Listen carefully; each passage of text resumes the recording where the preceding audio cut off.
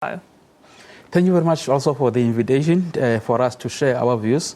I would also like to pass our condolences to the families of the deceased in Turkey, also those who have lost their lives during this process of the strike. It's been quite 2 dramatic days going on. Can you say that your members are caught in the middle of a labour dispute that's not theirs? Yes, we must indicate that as much as we respect their right to strike for any union when there is a dispute, but in this situation, our members are not on strike. It's not only our members who are now caught in between. You have got your subcontractors. Nobody is negotiating for those subcontractors that are there in Lonmin and other surrounding mines in the Platinum Belt. All those are getting affected by the AMCO strike. The challenge is whenever these workers are trying to go to work, they are intimidated, they are earmarked, they are told, that they are warned that you continue to report to work, we are going to deal with you. And over the weekend, about 3 people were killed. 2 people were attacked in their house in Bapong, husband and a wife. Luckily, the wife didn't die. Another worker was attacked on his way to work. The other one was attacked in the residential area again in Marikana. All those are the attacks that took place over the weekend. Other than that, about 15 people have been injured, stabbed and hacked with pangas by the striking workers, which are AMCO members. This is not the only incident. If you track it back, about 25 cases we have of murder and attempted murder in the Platinum Belt by AMCO members to our members who are reporting for work. Again, the property damage, whereby the motor vehicles, the houses of our members have been banned for reporting to work, whereas NUM is not on strike. What we are calling for, AMCO must allow other unions and those who are not union members to exercise their rights, the right of freedom of association, so that they can be able to associate with any union. They must not be forced to belong to AMCO, even if they don't want to belong to AMCO. We had these people being killed earlier this week. What is the latest on the investigation in that? Has anybody been brought to book? So far, nobody has been brought to book, but we believe that the police are doing their work in order to pin down all those involved in these incidents. Because in the previous incidents, police have been working in trying to bring to book all those who have been involved in previous killings. The unfortunate part of it is the Department of Justice now that is letting the system down, because the police would bring the cases, but people will be given bail with multiple charges of murder on attempted murders. Again, the police would investigate these cases when these people are given your bail conditions. They don't even adhere to those bail conditions. Even yesterday, there's a guy by the name of Makanya, I just forgotten, by the name of Makanya from Anglo Platinum. He was in front of those strikers, but we believe that in terms of the bail conditions, he's not supposed to be in those public events, but people ignore everything. They are law on themselves. That Eric, is what needs to be dealt with. I quickly just want to cross to our reporter, Sello Tatai, who is in Rustenburg. Sello, if you can hear me, can you just bring us up to the latest on the ground? What's happening there? Well, since from last night, there hasn't been any serious incident that has been reported. You'll remember that just this past 2 days, 12 people have been arrested. We are still trying to establish with police whether the 12 people who have been arrested, maybe some of them might be striking workers affiliated to AMCO. But of critical importance, of interest, is that when Joseph Matunja was addressing workers here at Vonderkop Stadium yesterday, he said that AMCO could not be blamed for the recent spate of violence, saying that it is possible that there are criminal elements who are capitalizing on the situation for their own objective and for their own criminal ends. It will be interesting, though, to see the investigation by police, whether they will reveal that, whether it's AMCO members who have killed 3 people at Bapong and also who have been barricading streets with burning tires and stones, preventing people from reporting for duty. Now, Sello, what is the scene like at the moment where you're standing? Just tell us exactly where you are and then any expectations for later this day. Well, I'm currently at Roland Shaft here at Marikana, just next to Nkaning Informal Settlement, which was a scene of a violent labor dispute in 2012, which claimed the lives of 34 mine workers who were killed during a confrontation with police. It's fairly quiet and the situation is tense. A heavy police contingent is on standby to quell any form of violence that might erupt here.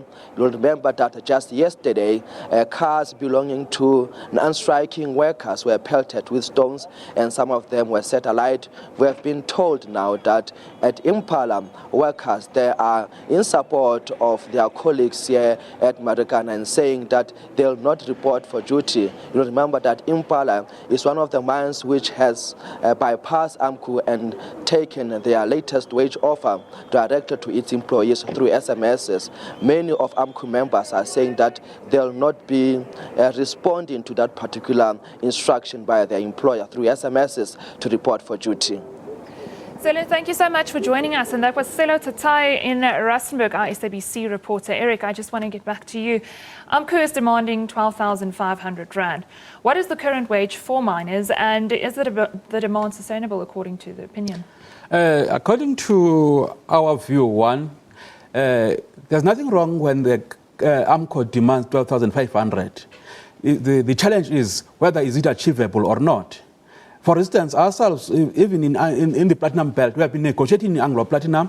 We have signed the agreement at 8.5%, between 7% and 8.5% in Anglo Platinum, because we believe that, the fight for improved wages is a journey. It's not something that you can just achieve overnight. It's a journey. That's what we believe on. Come next time, we'll sit down again and engage on the negotiations and see where do we settle.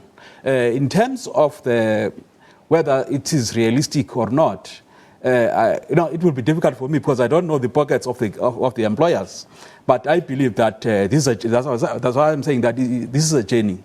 As NUM, we believe that the stakeholders still need to sit down and see how this problem could get resolved, because now it's affecting innocent lives. Yes, I could hear that there's a contingent of police in Lonmin, but regardless of that contingent of police, people are attacked in residential areas where there's no police. They are earmarked as they come to work, and as they come from work and to work.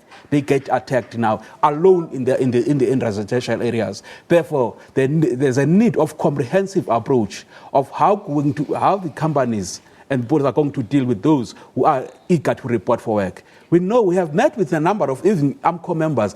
Some of them have been reporting for work in the Platinum Belt, including in Anglo Platinum.